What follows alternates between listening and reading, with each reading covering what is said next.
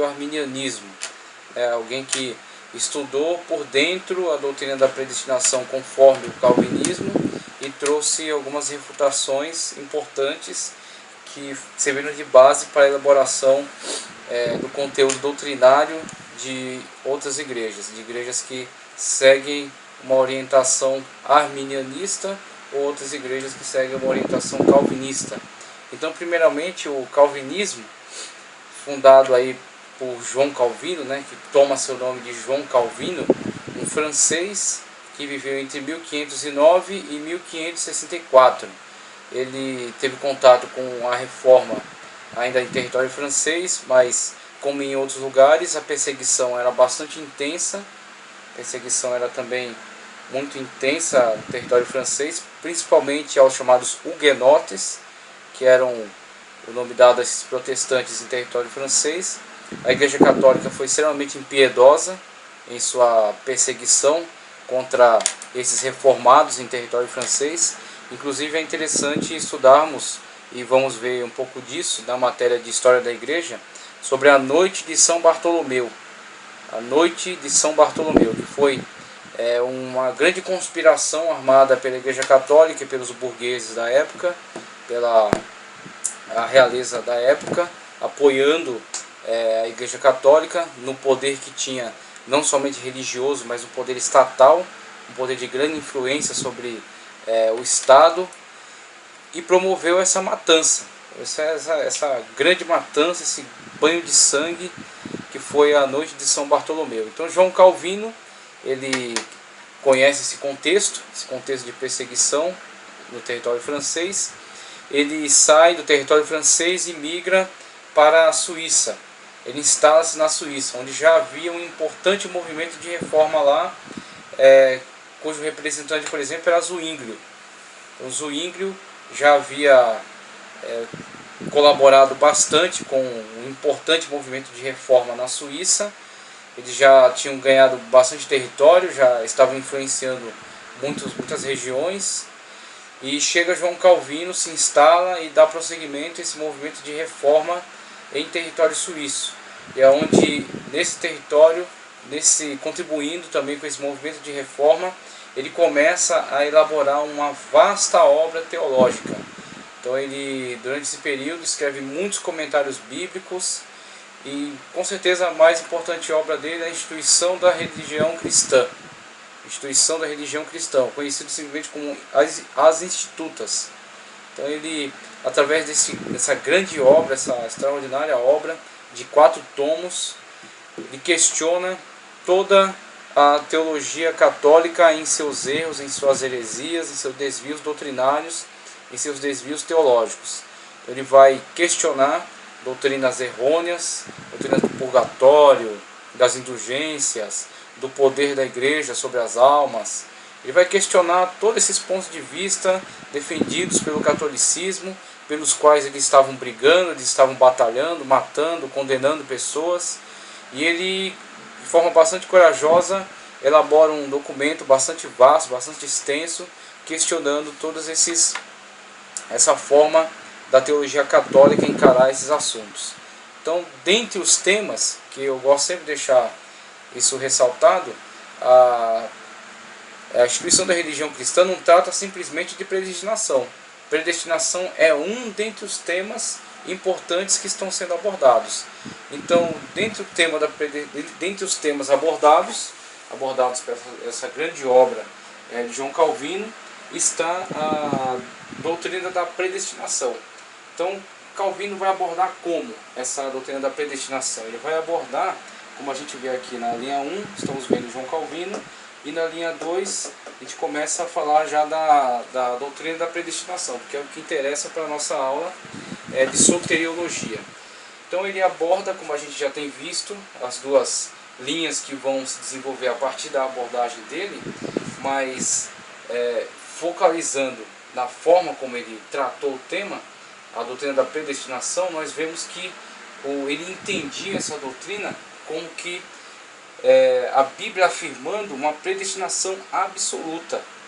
Uma predestinação absoluta. Ele vai buscar alguns recursos na teologia de Agostinho, de outros teólogos importantes da época, vai fazer a leitura dos textos bíblicos, e o entendimento que ele tem sobre esses textos leva ele a construir uma doutrina que trata o tema da predestinação como uma direção absoluta de Deus. Então Deus direciona a questão da predestinação daqueles que serão salvos e daqueles que serão condenados.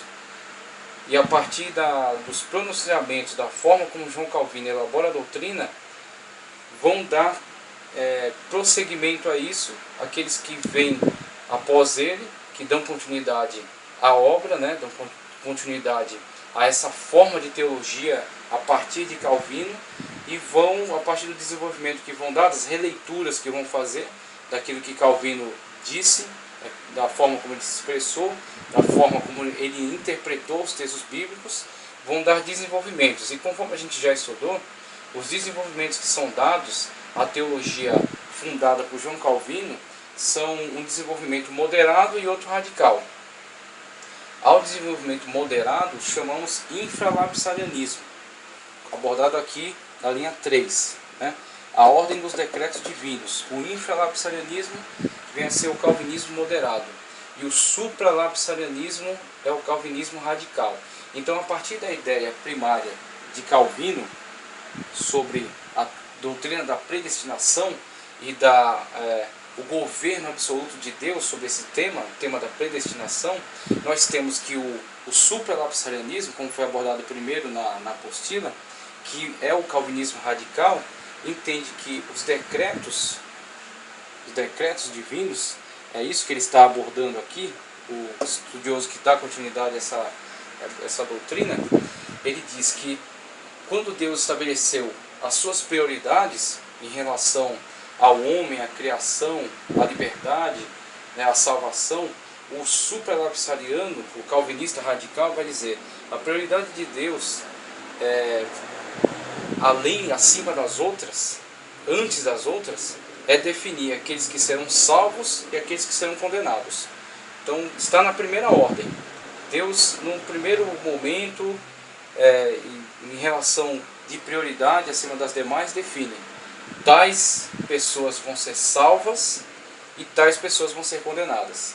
Após isso vem os demais decretos em relação à criação, o decreto que permite o homem fazer escolhas, que o levou à queda, o livre-arbítrio, o decreto da salvação para os escolhidos, né, os eleitos, e da condenação para os demais. O supralapsariano, calvinista radical.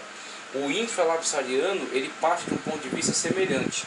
Ele também entende que a doutrina da predestinação seja algo fundamental, seja algo importante, mas ele tem um outro ponto de vista sobre a ordem dos decretos.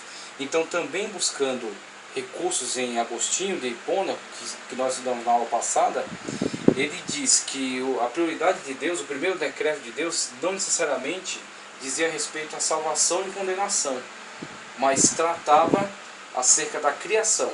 Então, aproveitando até um ponto de vista de Agostinho, ele diz: a prioridade de Deus é glorificar ao seu nome, é criar todas as coisas, e que essas coisas sejam um meio através do qual ele venha glorificar o seu nome venha a ser glorificado. Após isso é que vem, em escala de prioridades, sempre lembrando isso, não é uma questão cronológica, mas é uma escala de prioridades. Após isso vem o decreto de salvação dos eleitos, e o decreto de liberdade, por exemplo, que traz o livre-arbítrio, a possibilidade do homem fazer outra escolha, escolher não obedecer a Deus. E só após essa questão da liberdade de escolha para a humanidade, e quando Adão cai em pecado, após Adão cair em pecado, cumpre-se aquilo que vai ser registrado em Romanos, que todos pecaram e destituídos estão da glória de Deus. Então, a partir do pecado de Adão, todos nós estamos nascendo debaixo dessa geração de pecado. O pecado passa de geração em geração. Agora, dentre os caídos, existem os eleitos. E é para os eleitos que Cristo é enviado, que vai se cumprir o plano da salvação. Então, Cristo será enviado para salvar, para resgatar os eleitos, que serão levados ao plano de salvação. E os demais? Os demais são deixados em condenação. Então Deus, para o supralapsariano, Deus diretamente decreta aqueles que são salvos e aqueles que são condenados. Para o infralapsariano, calvinista moderado, Deus decreta acerca dos eleitos. E os condenados ele permite que continuem no estado de condenação. Da mesma forma como estavam os eleitos também. Mas os eleitos, através da graça, e a gente vai ver a forma como o calvinista aborda a questão da graça, eles serão tirados do estado de condenação e trazidos para a salvação, trazidos para o estado de aperfeiçoamento e salvação. Então, todo esse ponto de vista trazido por João Calvino e os continuadores, os infralapsarianos e os supralapsarianos, eles estão todos ligados ao contexto do monergismo. Essa abordagem, essa forma de abordar a teologia, essa parte da teologia chamada soteriologia, toda essa parte soteriológica da teologia construída aqui pelo calvinismo, ele tem esse aspecto monergista. E esse aspecto está em completa e total antagonismo, está em completo antagonismo com a teologia, com a forma de soteriologia defendida pela Igreja Católica da época, que caminhava numa forma sinergista de abordar. Eles eram sinergistas, mas não um sinergismo como praticado pelo arminianismo, mas um sinergismo no sentido de dizer que a salvação é participativa, no sentido da Igreja Católica ter grande influência sobre a salvação dos indivíduos, sobre a salvação das pessoas. Então, tanto na questão do Papa, como vigário de Deus, o vigário vem a ser substituto, então o Papa participava da questão da salvação. O Papa podia decretar a salvação ou a condenação de uma pessoa.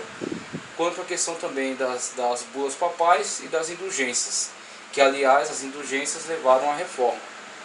Lutero, revoltado com uma situação de venda de indulgências, ele reage contra isso, já vinha tentando convencer a igreja de alguns erros, e ele reage firmemente a essa questão de venda de indulgências, venda de salvação, venda de perdão de pecados. Alguém comprava uma indulgência e a partir da compra dessa indulgência ele tinha seus pecados perdoados. E existia até as possibilidades criadas de se comprar indulgências para o futuro, ou seja, para pecados que ainda vão se cometer. Então, em reação a essa deturpação da palavra, Lutero traz as teses que apregou na porta da igreja em protesto, dentre outras coisas, contra esse comércio de indulgências. Então esse é um tipo de sinergismo, é um sinergismo levado ao extremo, onde tira até das mãos de Deus o aspecto, a prerrogativa de Salvador, e traz para a mão de um grupo, para a mão de uma organização, que vende e comercializa essa salvação como quer, né? Até que se chegou ao objetivo deles, que era construir o Palácio de São Pedro, né? Palácio de São Pedro e São Paulo, como eles dizem.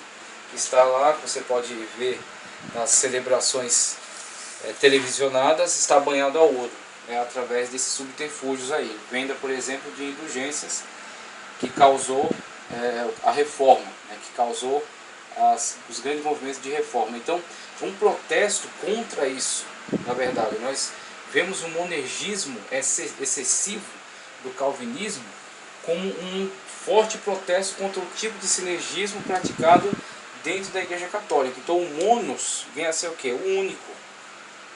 Eles querem unificar, eles querem que só uma pessoa tenha autoridade sobre isso, só uma pessoa tenha poder sobre isso. E é onde eles dizem que todos esses aspectos da soteriologia, da salvação, estão completamente concentrados na mão de Deus. Não há outro que tenha poder e influência sobre esses aspectos da salvação. Então o monergismo afirma que todo esse aspecto soteriológico está nas mãos de Deus. O calvinista radical diz que Deus é inclusive responsável pelos que vão ser eleitos, vão ser salvos, e pelos que vão ser condenados. O calvinista moderado diz, não, Deus é responsável pelos eleitos, ele predestina os eleitos, mas os condenados ele simplesmente permite que continuem no seu estado de condenação. Então, dentre os temas levantados aqui, nós vimos predestinação, a questão da predestinação, que é um tema extremamente importante, fundamental dentro do calvinismo, e discutindo a predestinação, a gente fala sobre a graça irresistível. Então, o que vem a ser a graça irresistível? Vem a ser exatamente o decreto de Deus para a salvação, para o resgate dos eleitos. Então, os eleitos serão trazidos para o plano de salvação por meio da graça irresistível. E o calvinista tem um ponto de vista sobre o livre-arbítrio semelhante também ao que Agostinho de Hipona entendia. Então, o livre-arbítrio, dentro do contexto tanto do teólogo Agostinho de Hipona quanto aquilo que Calvino está trazendo, combatendo, não o arminianismo, mas combatendo a Igreja Católica, ele diz que o homem não é salvo, o homem não pode cooperar com Deus para a sua salvação. O livre-arbítrio não tem força, não tem poder para fazer com que o homem caminhe para a sua salvação. O homem está completamente perdido, está completamente caído no pecado, está degradado. Então não é o livre-arbítrio que vai colaborar para a salvação dele, mas sim a graça irresistível. Então uma ação direta de Deus por meio do Espírito Santo que vai trabalhar dentro dos eleitos e vai trazê-los para dentro do plano de salvação, plano soteriológico. Então é a graça irresistível. Inclusive existe aí a máxima de que uma vez salvo, salvo para sempre. Por quê? Porque o eleito é aquele que foi predestinado. Então foi Deus quem predestinou o eleito à salvação. Logo, quando a graça começar a operar nele, ele caminhará, ele chegará até o estado de graça, o estado de salvação, e está salvo e pronto, com o decreto de Deus. Então, muitas objeções, com certeza, a esse aspecto.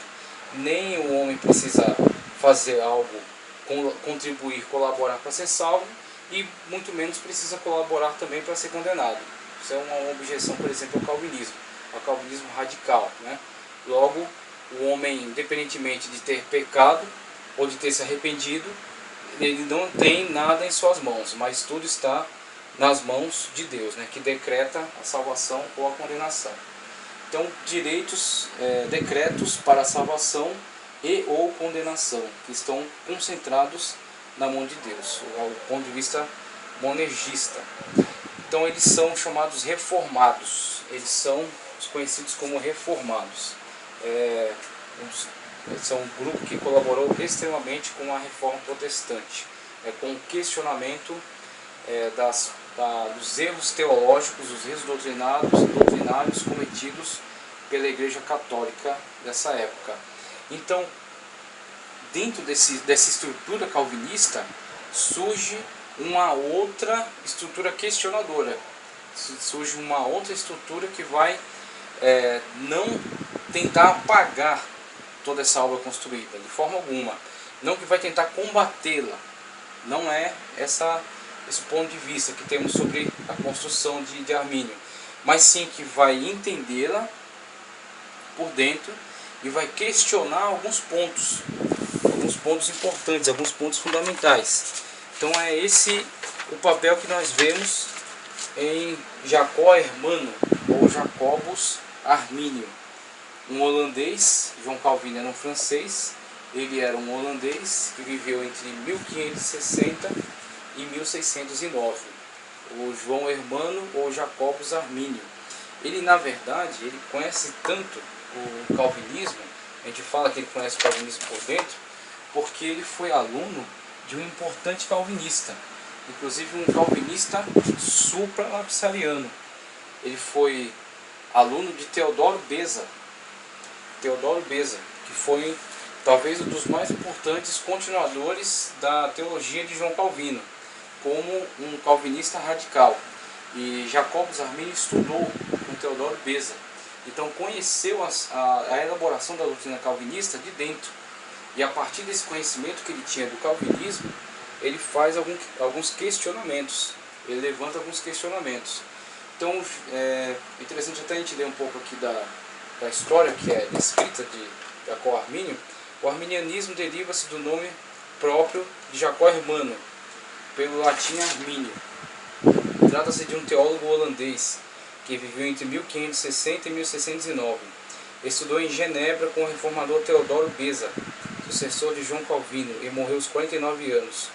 O fato de Armínio ter obtido toda a sua formação teológica em escola calvinista prova que ele viveu por muito tempo sob influência calvinista. Com seus ensinamentos revolucionários, ele causou uma divisão tão profunda na comunidade reformada que envolveu até o governo holandês no Sínodo de Dort, em 1618 e 1619. A teologia arminiana foi condenada e seus líderes foram exilados pelo governo holandês.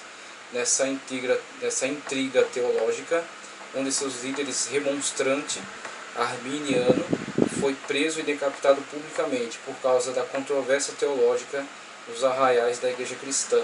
A controvérsia arminiana causou um forte impacto em todas as partes dos Países Baixos da Europa, bem como na Grã-Bretanha e em outros países onde a teologia reformada predominava ou exercia forte influência. O certo mesmo é que Armínio, com sua teologia inovadora, queria reformar a teologia reformada. Lutero, Calvino, Zwinglio e outros reformaram a Igreja Católica. Agora Armínio e seus seguidores se esforçavam para reformar a teologia reformada. Armínio não era totalmente contra a teologia calvinista, mas apenas discordava de alguns pontos dela, especialmente no que diz respeito ao ponto de vista de quem pode e de quem não pode ser salvo. A discussão maior girava em torno do supralapsarianismo e do infralapsarianismo. Muitos teólogos calvinistas eram supralapsarianos, inclusive Teodoro Beza, com o qual Armínio estudou. Infralapsarianos, enquanto Armínio e seus discípulos não eram nenhuma coisa nem outra, no sentido em que os calvinistas colocavam a questão. Por esse motivo, eles foram acusados de professar heresia semi-pelagiana, embora o próprio Armínio afirmava que a iniciativa da salvação parte exclusivamente de Deus e que a salvação em si resulta pela graça mediante a fé em Cristo Jesus. Nessa época, a doutrina da justificação estava polarizada entre monergismo e sinergismo. Tendo em vista que a Igreja Católica defendia o sinergismo, Armínio foi acusado também de ser um simpatizante secreto de Roma. Então aqui só uma breve leitura de aspectos importantes, interessantes sobre a teologia arminiana, e a gente começa a ver os questionamentos, né? Então Armínio conhecia a teologia calvinista por dentro, estudou, né, com Teodoro Beza, e começa a questionar alguns pontos. Por exemplo, a predestinação. Então entendemos que Calvino e os seus continuadores tinham um ponto de vista acerca da predestinação como sendo uma ação completamente de Deus, né, uma ação que está completamente nas mãos de Deus, que determina diretamente a salvação e a condenação. Ou, como os moderados dizem, que determina a salvação dos eleitos e deixa os outros na condenação, na sua justa condenação. Então Jacó vai começar a questionar, por exemplo, esse tipo de coisa. Jacó Armínio entende que a Bíblia não dê toda essa margem, não dê toda essa afirmativa para uma determinação prévia sobre indivíduos que serão salvos e indivíduos que serão condenados. Mas Armínio diz que serão salvos, por exemplo, aqueles que crerem, buscando bases bíblicas em João 3,16, né, que diz: todo aquele que crê, né, que Deus, por exemplo, amou o mundo de tal maneira, enviou seu Filho, né, para que todo aquele que nele crê. Então, quando você vê a Bíblia trazendo esse tipo de afirmativa, todo aquele que nele crê, quem é todo aquele? Não existe uma definição específica, né, clara. Todo aquele é um termo amplo, um termo abrangente, é um termo que diz respeito exatamente a grupos. Estamos falando de grupos. Então esse é o questionamento de Armínio sobre o calvinismo. Armínio diz: Deus não está falando aqui sobre salvação de indivíduos. Deus está predeterminando a salvação deste ou daquele e determinando também a condenação deste ou daquele. Não. Deus está trazendo, através do plano soteriológico, envia seu Filho para entregar a sua vida, e seu Filho mesmo faz a afirmativa, né, que todo aquele que nele crê. E Cristo também diz que aquele que crê está salvo, mas aquele que não crê já está condenado. Você vê, a partir desses referenciais bíblicos aí, você vê que existem grupos. Quais são os grupos? Pelo menos dois. Aquele que crê, então o grupo dos crentes será salvo por quê? Não por causa das suas obras, mas porque creu. Inclusive Paulo mesmo fala, nas suas afirmativas, ele sempre enfatiza a salvação pela fé que a salvação não é pelas obras, mas sim pela fé. O que vem a ser a fé, se não crer? Então, aquele que crê será salvo. Um grupo